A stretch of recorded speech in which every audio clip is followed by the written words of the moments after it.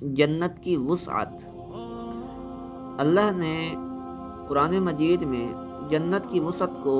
عجیب پیرائے میں بیان کیا ہے۔ سورہ آل عمران میں فرمایا وَسَارِعُوا إِلَى مَغْفِرَةٍ مِّن رَّبِّكُمْ وَجَنَّةٍ عَرْضُهَا السَّمَاوَاتُ وَالْأَرْضُ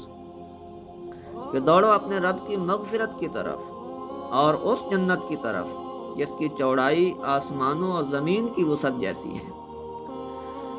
سورہ الدہر میں ایک مقام پر ارشاد فرمایا وَإِذَا رَأَيْتَ ثَمَّ رَأَيْتَ نَعِيمًا وَمُلْكًا كَبِيرًا کہ جب تم جنت کو دیکھو گے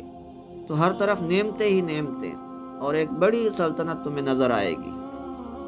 ترمذی شریف کی ایک حدیث میں ہے کہ آپ صلی اللہ علیہ وسلم نے ارشاد فرمایا فی الجنت 100 درجۃ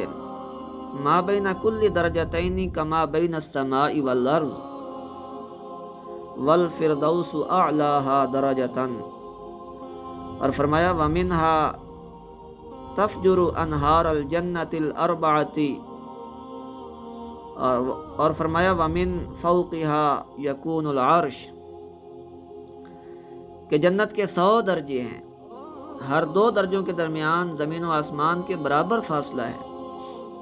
سب سے اعلیٰ ترین درجے کا نام فردوس ہے، وہاں سے جنت کی 4 نہریں جاری ہوتی ہیں اور اس کے اوپر اللہ کا عرش ہے۔ اسی طرح ترمذی شریف کی ایک اور حدیث میں ہے فرمایا فی الجنت 100 درجۃ